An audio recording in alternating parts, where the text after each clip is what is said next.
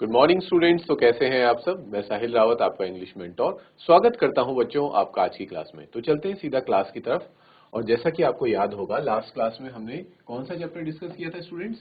The summit with in हमने chapter discuss किया था। ठीक है, एक बार फटाफट से हम क्या करेंगे, इस चैप्टर की समरी को रिवाइज करेंगे और फिर हम क्वेश्चन आंसर स्टार्ट कर देंगे। ठीक है, तो बच्चों देखो, याद करो इस चैप्टर में होता क्या है। हम इस चैप्टर के ऑथर कौन है? इस चैप्टर के ऑथर हैं मेजर HPS आलूवालिया।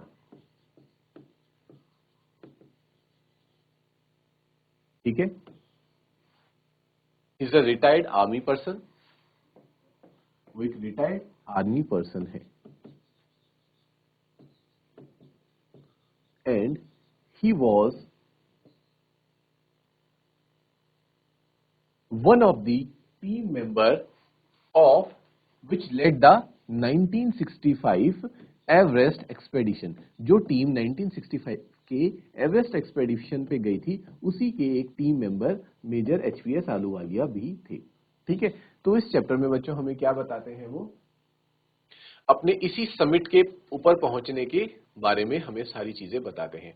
बट वो साथ ही साथ ये भी बताते हैं कि समिट सिर्फ वो नहीं होता जो हमें बाहर बाहर दिखता है। ये only there is not just the outer summit, there is also an inner summit that is within our self. ठीक है, इसी के बारे में बात करते हैं, द समिट विद इन। ठीक है, तो सबसे पहले बाहरी समिट के बारे में बात कर लेते हैं। जैसे में वो बताते हैं कि किस तरह से वो माउंट एवरेस्ट में जाते हैं, उनके अंदर ये इंस्पिरेशन आती है क्योंकि वो शुरुआत से ही कैसे थे, डिफिकल्टीज फेस करना, वो चैलेंजेस फेस करना वो पसंद करते थे। तो वो वैसे ही एक चैलेंज लेते हैं, क्या, माउंट एवरेस्ट पे चढ़ने का। ठीक है, माउंट एवरेस्ट पे चढ़ने का डिसीजन लेते हैं, उसकी ट्रेनिंग करते हैं और वो उस पे चढ़ते भी हैं। ठीक है, सफल भी हो जाते हैं, got success in achieving his dream. ठीक है, उनका ड्रीम था कि उन्हें माउंट एवरेस्ट पे चढ़ना था और वो उस पे चढ़ भी जाते हैं।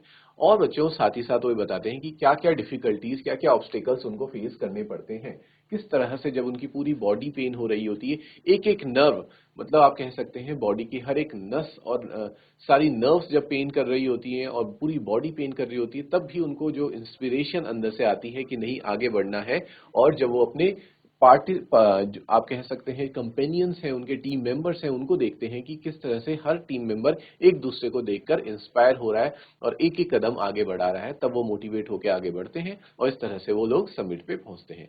और समिट पे पहुंचने के बाद जो फीलिंग होती है, sense of Joy and happiness, जिसको डिस्क्राइब करते हैं कि that can not be described in words. वो जो इमोशंस रहते हैं, वो फीलिंग्स रहती हैं, उसको शब्दों में बयान नहीं किया जा सकता। ठीक है, साथ ही साथ वो कैसा फील करते हैं बच्चों, ओवरवेलमिंग फील करते हैं और साथ ही साथ थैंकफुल भी होते हैं। थैंकफुल किन के लिए? उन लोगों के लिए जिन्होंने उनको हमेशा से इमोशनल, मेंटल और फिजिकली सपोर्ट किया, फाइनेंशियल सपोर्ट किया, और साथ ही साथ ही वॉज थैंकफुल टू गॉड। और इसीलिए वो क्योंकि भगवान के प्रति भी बहुत ज्यादा शुक्रिया अदा करते हैं, और वहां पे क्या करते हैं, हर पर्सन अपने रिलीजन के अकॉर्डिंग वहां पे अपने क्या लिख रख के आता है, अपने जो इष्ट देवी देवता होते हैं उनकी मूर्ति को वहां रखते हैं। जैसे फॉर एग्जाम्पल HPS आलूवालिया वहां गुरु नानक की फोटो रख के आते हैं। जो वहां पे मेजर रावत होते हैं वो क्या करते हैं बच्चों, दुर्गा माता की फोटो रखते हैं। और फू दर्जी क्या करते हैं, बुद्ध, जो गॉड बुद्ध हैं उनकी रिलिक को रखते हैं वहां पे। और साथ ही साथ एक और जो उनके टीम मेंबर होते हैं, क्या क्या नाम था बच्चों उनका, एडवर्ड हिलिंग, वो क्या करते हैं वहां पे एक क्रॉस को क्या करते हैं, करके आते हैं, बरी करके आते हैं। तो इस तरह से वो सबके सब गॉड को क्या करते हैं, अपना जो शुक्रिया है वो अदा करते हैं। ठीक है बच्चों, यहां तक सभी को क्लियर था। और उसके बाद वो बताते हैं कि ये तो हो गया सिर्फ और सिर्फ जो आउटर समिट था। ठीक है, इसके बारे में वो बहुत समय तक ये सोचते भी रहे कि आखिरकार मैंने क्यों माउंट एवरेस्ट क्लाइम किया होगा, मेरे अंदर वो जो ये कह सकते हैं क्यूरियोसिटी थी, ये इंटरेस्ट कहाँ से आया। ठीक है, तो वो बताते हैं कि ये इंटरेस्ट हमेशा से इंसान के अंदर कहाँ से आता है, माउंटेन्स को देखकर ही आता है। क्योंकि माउंटेन्स हैं इसलिए इंसान उनको क्लाइम करने की कोशिश करता है। कहने का मतलब ये हुआ बच्चों कि क्या है कि this is a human nature. अगर इंसान को जब भी अपने सामने कोई ऑब्स्टेकल दिखता है तो वो उससे पीछे नहीं हटता, बल्कि उस ऑब्स्टेकल को कैसे पार किया जाए ये सोचने की कोशिश करता है और उस ऑब्स्टेकल को पार करके ही मानता है। ठीक है, ये ह्यूमन नेचर है बच्चों, एक बेसिक नेचर है। इस चीज को वो ऐसे एक्सप्लेन करते हैं और फिर वो बताते हैं कि समिट विद इन, जो अंदर का समिट है, इंसान के अंदर का समिट है, वो क्या है? अपने खुद के माइंड को कंट्रोल करना, माइंड को कॉन्कर करना। माउंट एवरेस्ट को कॉन्कर करना आसान है, लेकिन अपने माइंड को कॉन्कर करना बहुत ज्यादा डिफिकल्ट है। और उन्होंने ऐसा कब किया? जब वो ड्यूरिंग वॉर टाइम, उनको क्या होता है बच्चों, एक ब्लास्ट की वजह से वो अपने दोनों पैरों को खो बैठते हैं और उनको लाइफ लॉन्ग व्हील चेयर में बैठना पड़ता है। तब जिस फेज से वो गुजरते हैं, डिप्रेशन वाले फेज में जाते हैं, और वहां से जिस तरह से वो बाहर आते हैं और उसको ओवरकम करते हैं, अपने माइंड को कॉन्कर करते हैं, उसको बोलते हैं the summit with in.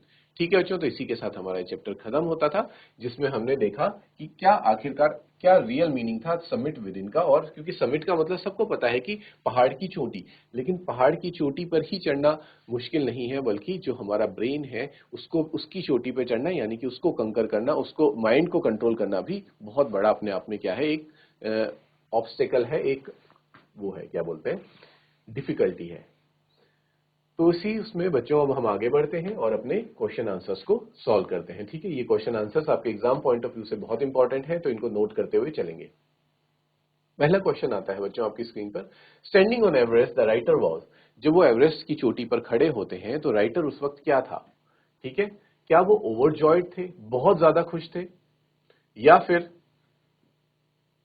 Very sad थे, बहुत ज्यादा दुखी थे, या फिर थर्ड ऑप्शन है बच्चों आपके पास जुबिलेंट एंड सैड, मतलब खुश भी थे और थोड़ा बहुत दुखी भी थे। तो इसका आंसर आप लोग बच्चों मुझे बताएंगे, बिना आंसर देखे हुए आप इसको बताइए कि इसमें से क्या आंसर हो सकता है। ठीक है, वैसे यहाँ पे आंसर्स है, बट आप आंसर को इग्नोर कीजिए, आप वो आंसर दीजिए जो आपको बेटर लगता है, क्योंकि आप लोगों ने इसकी एक्सप्लेनेशन अच्छे से समझी है, एंड आई होप कि उस एक्सप्लेनेशन के बेसिस पे आप इसका आंसर डेफिनेटली कर पाएंगे। ठीक है बच्चों, बताइए।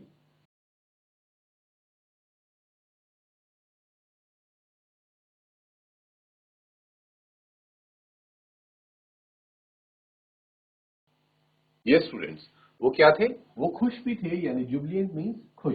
ठीक है, वो खुश भी थे, और आखिरकार कोई खुश क्यों नहीं होगा जब वो माउंट एवरेस्ट की पीक पे पहुंचेगा?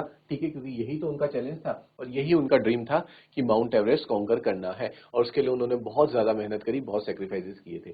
ठीक है, तो वो साथ ही साथ वो खुश तो थे, पर वो निराश भी थे, ये चैप्टर में भी हमें बताया गया है। और ये खुद आलूवालिया, मेजर आलूवालिया अपने शब्दों में कहते हैं कि मैं खुश था पर साथ ही साथ दुखी भी था, that is sad.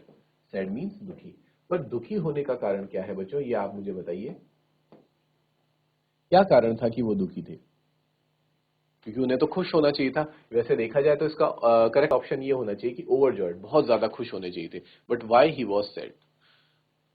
He was sad because for him everything was over now. क्योंकि उनकी लाइफ में क्या था, उन्होंने एवरेस्ट को क्लाइम करना अपनी लाइफ का एक क्या बना दिया था, मोटो बना दिया था, और एक तरह से टारगेट बना दिया था। ठीक है, वही अल्टीमेट गोल था उनकी लाइफ का। और जब इंसान अपने लाइफ के अल्टीमेट गोल को अचीव कर लेता है, फिर उसे बहुत क्या महसूस होता है, एम्प्टीनेस महसूस होती है, खालीपन महसूस होता है कि अब इसके बाद मैं क्या करूं। क्योंकि अल्टीमेट गोल क्या होता है, सबसे डिफिकल्ट गोल, बाकी सारी चीजें उसके सामने कुछ भी नहीं होती, सब चीजें छोटी हैं। अब जब मान लीजिए बच्चों, एक वो क्या थे, वो एक एडवेंचर एंथुजियास्ट थे। ठीक है, उनको एडवेंचर करना पसंद था, माउंटेन्स को चढ़ना पसंद था। अब एक ऐसे व्यक्ति को जिसे माउंटेन्स चढ़ना पसंद है, वो अगर एवरेस्ट ही क्लाइम कर दे अपने फर्स्ट अटेम्प्ट में, तो फिर बाकी सारे माउंटेन्स चढ़ना तो फिर उनके लिए क्या हो जाएगा, बेकार हो जाएगा। ठीक है, क्योंकि बाकी माउंटेन्स चढ़ने में उनको मजा नहीं आएगा, क्योंकि जो सबसे डिफिकल्ट और सबसे बड़ा माउंटेन था वो तो उन्होंने ऑलरेडी ही क्या कर लिया है, अचीव कर लिया है, उसको ऑलरेडी वो वहां पे क्लाइम कर चुके हैं। इसको आप कुछ ऐसे समझिए बच्चों, कि जैसे मान लीजिए कोई एग्जाम है, ठीक है, एक बहुत टफेस्ट एग्जाम है, जो इंडिया का सबसे टफेस्ट एग्जाम है, वो ही आपने क्लियर कर लिया, तो बाकी के उससे छोटे एग्जाम्स को क्रैक करने में या फिर उनके लिए तैयारी करने में आपको क्या होगा, इंटरेस्ट ही नहीं आएगा अंदर से, क्योंकि आपको लगेगा कि बाकी सारे एग्जाम्स क्या हैं, अब बेकार है, क्योंकि जो सबसे डिफिकल्ट एग्जाम था वही मैंने क्लियर कर लिया।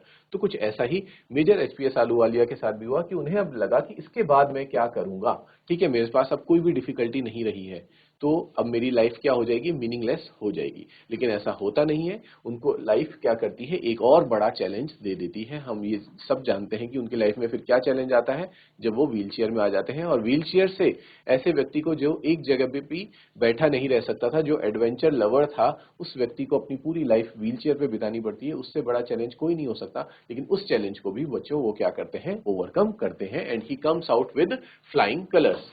ठीक है, वो जीत के बाहर निकलते हैं। ठीक है, क्लियर है बच्चों first question? Okay, note it down.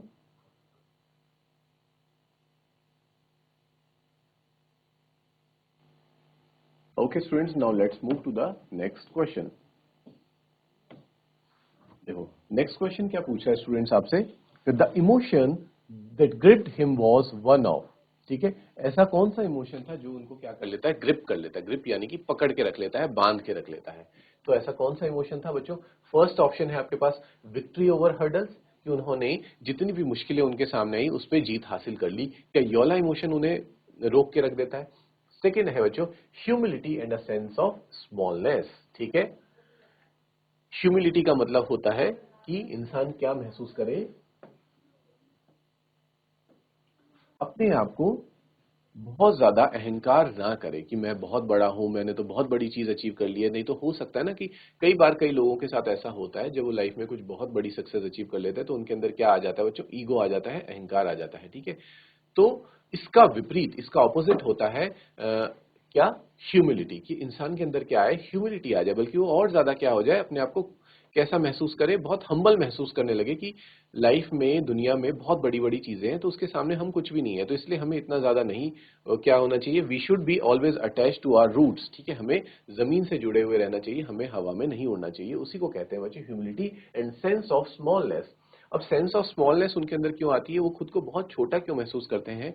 वो इसलिए महसूस करते हैं जब वो माउंट एवरेस्ट के पीक पर होते हैं, फिर वहां से जब वो देखते हैं बच्चों की कितने सारे बड़े बड़े माउंटेन्स हैं, बड़ी बड़ी पीक्स हैं, तो उसके सामने वो खुद को क्या महसूस करते हैं कि हम तो एक बहुत ही छोटे से तुच्छ प्राणी हैं, हम ह्यूमंस। ठीक है, ये दुनिया में बहुत बड़े बड़े माउंटेन्स हैं, डेजर्ट्स हैं, ओशियंस हैं, और ये अर्थ इतनी बड़ी है, फिर अर्थ से बाहर जाएं तो इतने सारे प्लैनेट्स हैं, प्लैनेट से बाहर जाएं तो बहुत सारी गैलेक्सीज हैं, और गैलेक्सीज से बाहर जाएं तो बच्चों ये यूनिवर्स क्या है, इन्फिनाइट यूनिवर्स है। तो इस इन्फिनाइट यूनिवर्स के सामने हम बच्चों क्या है, हम एक डेसिमल के बराबर भी नहीं है। तो इसी को कहेंगे बच्चों अ सेंस ऑफ स्मॉलनेस उनके अंदर आता है। ठीक है, तो ये ऑप्शन सही है। या फिर ग्रेटनेस, वो अपने आप को बहुत बड़ा समझने लग जाते हैं, खुद को बहुत ज्यादा इंपॉर्टेंस देने लग जाते हैं। या फिर जॉय ऑफ डिस्कवरी, कि उन्होंने कोई नई चीज खोज करी है, उसके उनको खुशी मिलती है। तो बाकी सारे ऑप्शंस गलत हैं बच्चों, फर्स्ट ऑप्शन भी गलत है, थर्ड भी गलत है, and fourth option is also wrong. The only correct option is humility and sense of smallness, कि वो अपने आप को क्या महसूस करने में, बहुत छोटा महसूस करने लग जाते हैं कि ये कोई बहुत बड़ी बात नहीं है,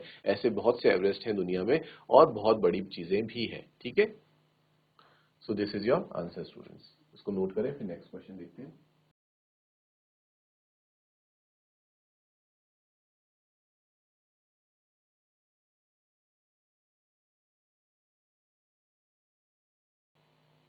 ओके स्टूडेंट्स, नेक्स्ट क्वेश्चन देखते हैं अब। अगला क्वेश्चन क्या कह रहा है, the summit of the mind. ठीक है, जैसे उन्होंने बताया था द समिट विद इन, उसको किसको रेफर कर रहे हैं, द समिट ऑफ माइंड, यानी कि अपने माइंड पे क्या करना, कॉन्कर करना, अपने माइंड को कंट्रोल करना, अपने माइंड पे विजय हासिल करना। तो वो क्या रेफर करता है, क्या दर्शाता है?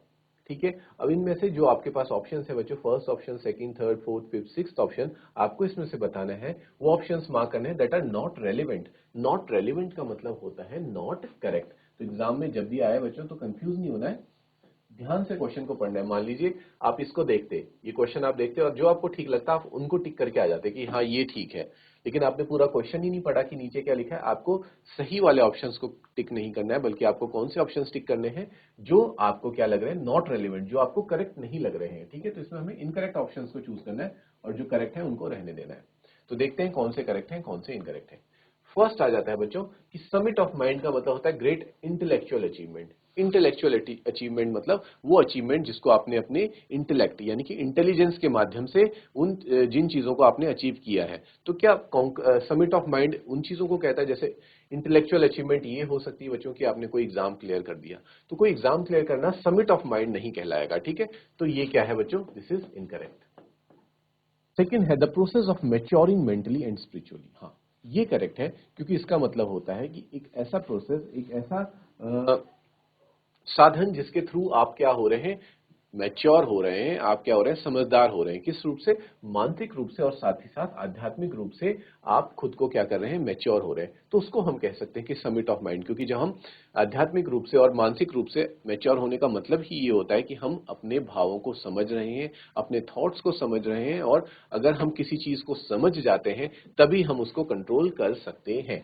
ठीक है, क्योंकि ये बहुत इंपॉर्टेंट चीज है बच्चों। हम चीजों को कंट्रोल करना चाहते हैं, लेकिन कोई भी चीज आप तब तक कंट्रोल नहीं कर सकते जब तक कि आप उसको पहले समझे ना। आप जिस चीज को समझ जाएंगे कि वो क्या है, तभी जाके आप उसको कंट्रोल कर सकते हैं। बिना समझे हुए आप किसी चीज को कंट्रोल नहीं कर सकते हैं। ठीक है बच्चों, जैसे मान लीजिए फॉर एग्जांपल आप एक कार ड्राइव कर रहे हैं, लेकिन आपको उस कार के फंक्शंस ही नहीं आते हैं। ठीक है, तो वो कार आपके हाथ से कैसे निकलेगी, फिसलेगी। वो बहुत ज्यादा अनकंट्रोल्ड वे में आप आगे बढ़ेगी, या फिर अचानक ब्रेक्स लगेंगे। लेकिन जब आप उसका पूरा का पूरा मैकेनिज्म समझेंगे, आप उसका मैनुअल पढ़ेंगे, पूरी कार के किस तरह से वो फंक्शनिंग कर रही है उसको समझ जाएंगे, तो आप उसको कंट्रोल कर सकते हैं। और यही चीज किसके साथ होती है, माइंड के साथ।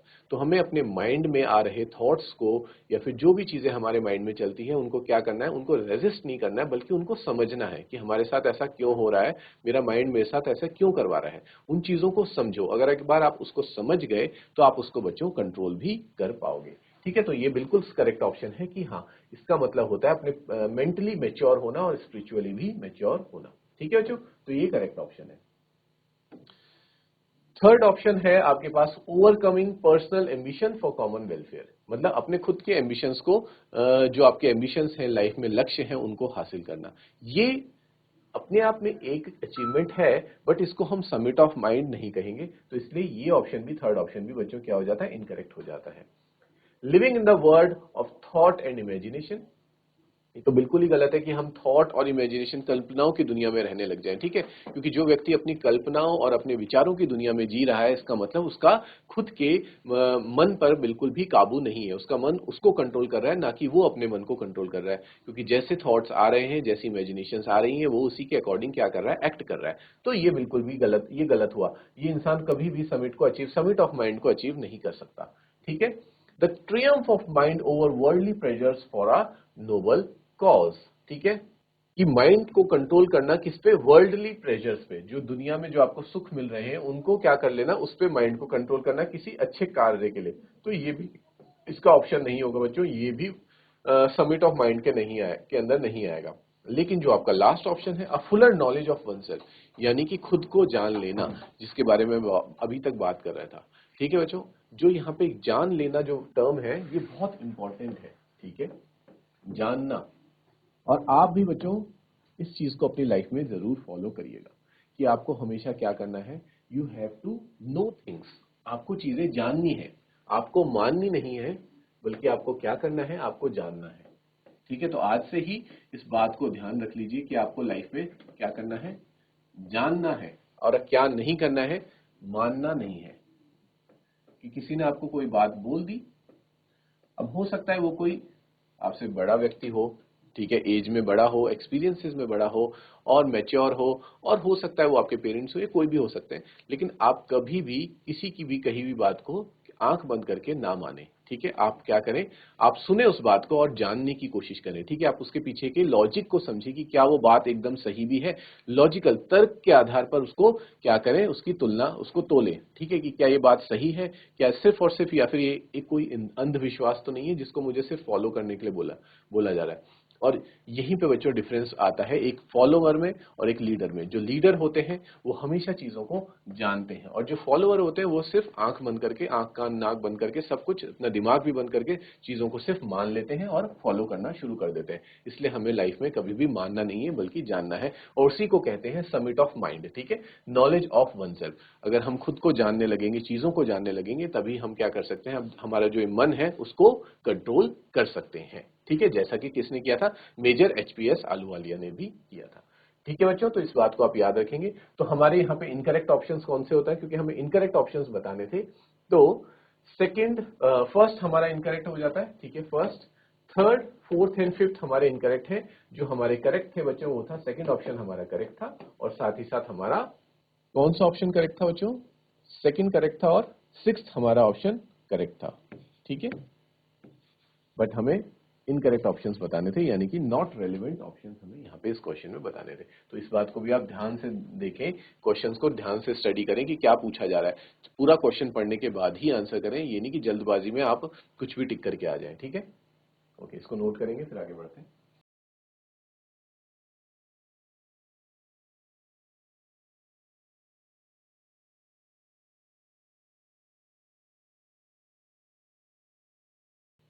ठीक है स्टूडेंट्स, आगे कंटिन्यू करते हैं फिर हम। नेक्स्ट क्वेश्चन देखो बच्चों, आपकी स्क्रीन पर आपसे क्या पूछा जा रहा है। What are the three qualities that played a major role in the author's claim, कि ऐसी तीन क्वालिटीज क्या थी ऑथर के अंदर जो कि उनको क्लाइम में हेल्प करती हैं। ठीक है, क्या क्लाइम करने में, माउंट एवरेस्ट क्लाइम करने में उनको हेल्प करती हैं, और एक तरह से मेजर रोल, एक बहुत बड़ा रोल, एक बहुत बड़ा दायित्व निभाती हैं उनको क्लाइम में हेल्प करने में। ठीक है, माउंट एवरेस्ट को। तो क्या क्वालिटीज थी बच्चों उनके अंदर। अगर ये क्वेश्चन एग्जाम में आता है, और ये बहुत इंपॉर्टेंट क्वेश्चन है, इसको आप स्टार मार्क कर लीजिए। ठीक है, ये क्वेश्चन बार बार रिपीट हुआ है। ठीक है, तो हम देख लेते हैं वो क्वालिटीज क्या थी, और आप साथ के साथ उनको नोट भी करेंगे। दोस थ्री क्वालिटीज वर, आप ऐसे लिखेंगे, the three qualities that played, आप बाकी सारा क्वेश्चन से ही कॉपी करेंगे, that played a major role in author's climb are, आप लिखेंगे बच्चों, फर्स्ट क्वालिटी थी आपकी endurance, second quality was persistence, and third quality was willpower.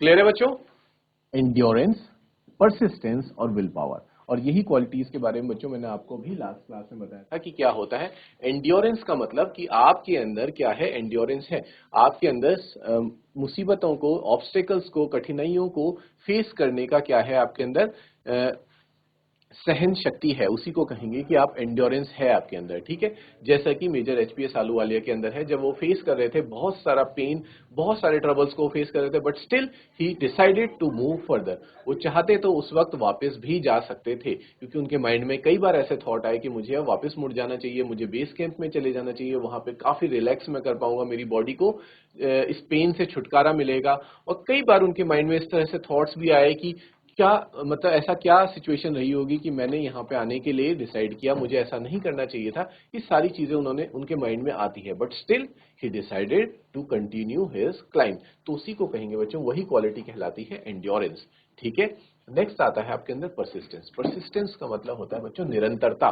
ठीक है, कि आप कंसिस्टेंसी है, आप किसी काम को कर रहे हो कंसिस्टेंसी के साथ, ये नहीं कि एक दिन किया, 2 दिन किया और फिर छोड़ दिया, फिर अगले एक हफ्ते बाद शुरू किया। इस तरह से जैसे कई स्टूडेंट्स के साथ ये प्रॉब्लम रहती है कि वो 1-2 दिन तो अच्छी पढ़ाई करते हैं, फिर उसके बाद पढ़ाई छोड़ देते हैं, गैप आ जाता है, फिर उसके बाद फिर पढ़ाई कंटिन्यू करते हैं, फिर छोड़ते हैं, फिर स्टार्ट करते हैं, फिर छोड़ते हैं।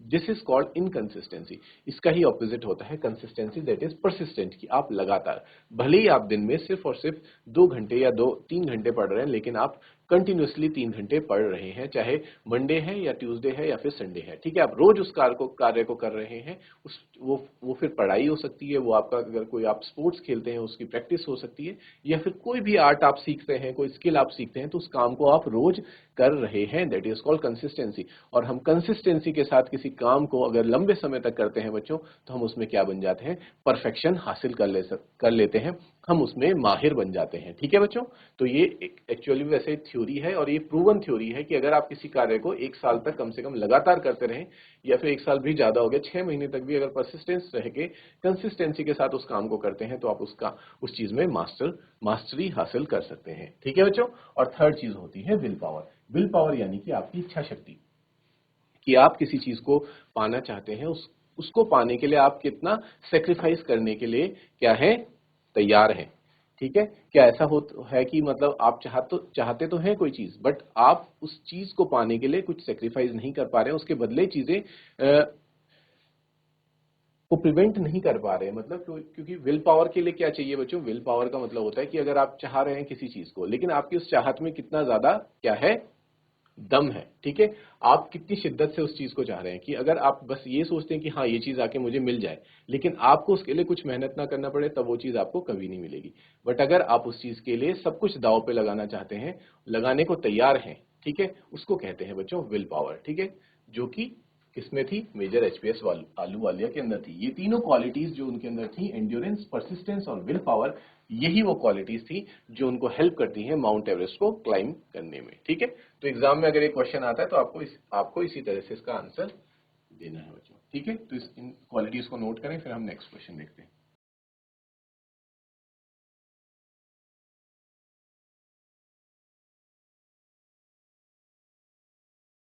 ओके स्टूडेंट्स, नेक्स्ट क्वेश्चन देखते हैं। अगला क्वेश्चन क्या कह रहा है? Why is adventure which is risky also pleasurable? कि जो एडवेंचर होता है वो भले ही रिस्की होता है, ठीक है, उसमें जोखिम होता है, कई बार जान का भी खतरा होता है, लेकिन फिर भी लोगों को वो प्लेजरेबल, प्लेजरेबल यानी कि आनंदमय क्यों लगता है? ठीक है, लोगों को ऐसे रिस्क और एडवेंचर्स में जाने में क्यों आनंद आता है? ठीक है बच्चों, इसका हमें आंसर देना है।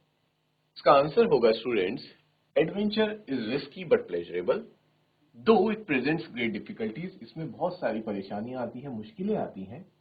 Man takes delight in overcoming such hurdles, लेकिन मनुष्य को ऐसे हर्डल्स को ही पार करने में, ओवरकम करने में मजा आता है। क्योंकि अगर मान लीजिए किसी काम को करने में कोई भी मुश्किल नहीं आ रही तो आपको काम कैसा लगने लगेगा? बोरिंग लगने लगेगा। ठीक है, फॉर एग्जाम्पल मैं आपको एग्जाम्पल देता हूं। जो अगर आप ड्राइविंग सीख रहे हैं, ठीक है, और आप कार ड्राइव कर रहे हैं और एकदम सीधी रोड है, ठीक है ना, इधर उधर कोई ट्रैफिक है ना, कुछ भी नहीं है, और आपको सीधी रोड में ड्राइव करना है, तो आप कितना चल लेंगे? 1 किलोमीटर, 2 किलोमीटर, 10 किलोमीटर, 50 किलोमीटर, और उसके बाद आप क्या होंगे? बोर होना महसूस कर देंगे, क्योंकि आपको कुछ भी नहीं करना है, ना स्टेयरिंग घुमाना है, ना गियर चेंज करने हैं, कोई भी डिफिकल्टीज आपके सामने नहीं आ रही, ना आपको ब्रेक लगाने। और ऐसे में कई बार लोगों को क्या होने लग जाता है? नींद भी आने लग जाती है। तो ह्यूमन माइंड डिजाइन ही कुछ इस तरीके से हुआ है कि उसको क्या है? चैलेंजेस को पार करना पसंद है। ठीक है, अगर उसको कोई लाइफ में कोई चैलेंज नहीं मिलता तो फिर वो क्या होने लग जाता है? बोर फील करने लग जाता है, और इवन उसके लाइफ में डिप्रेशन तक आ जाता है। आप खुद बताइए बच्चों, आजकल के टाइम में डिप्रेशन की जो प्रॉब्लम बहुत ज्यादा चल रही है, लोग स्ट्रेस में, वो क्यों है? डिप्रेशन में इंसान तब जाता है जब उसके पास लाइफ में करने के लिए कुछ भी नहीं होता है, कुछ भी ऐसी एडवेंचरस चीज वो नहीं कर रहा है। ठीक है, वो बिल्कुल अपने टाइम को वेस्ट कर रहा है, उसके लाइफ में कोई डिफिकल्टी नहीं है, कोई चैलेंजेस नहीं है, तो वो इंसान डिप्रेशन में चल जाता है। और जो व्यक्ति क्या कर रहा है? बाहर निकल के चैलेंजेस को फेस कर रहा है, डिफिकल्टीज फेस कर रहा है, वो इंसान कभी भी डिप्रेशन में नहीं जाता, क्योंकि वो उसके लाइफ में उन चीजों के लिए कोई टाइम ही नहीं है, वक्त ही नहीं है। ठीक है, इसीलिए ये कहा गया है कि इंसान को हमेशा से ही हर्डल्स को फेस करना पसंद रहा है। जैसे कि Everest is the highest, the mightiest, and many attempts have been made to climb it. उसी तरह से एवरेस्ट लोगों का मन पसंदीदा हर्डल रहा है। सबको, मतलब मोस्टली लोगों को क्या लगता है? एवरेस्ट को क्लाइम करने की अंदर से एक चाहत रहती है, क्योंकि ये क्या है? सबसे बड़ा है, और बहुत से अटेम्प्ट्स लोगों ने यहाँ पे कर दिए हैं क्लाइम करने के, बट उसमें सक्सेस रेशियो बहुत कम है। ठीक है स्टूडेंट्स, तो आज की क्लास में स्टूडेंट्स हम इतना ही करेंगे। इस क्वेश्चन को हम यहीं पे रखते हैं, नेक्स्ट क्लास में कंटिन्यू करेंगे, और कुछ और क्वेश्चंस हैं जिनको भी हम नेक्स्ट क्लास में देखेंगे। लेकिन जितना हमने आज की क्लास में पढ़ा है बच्चों, उसको आप अच्छे से रिवाइज करें। मिलेंगे नेक्स्ट क्लास में। Till then take care, have a good day, and thank you students.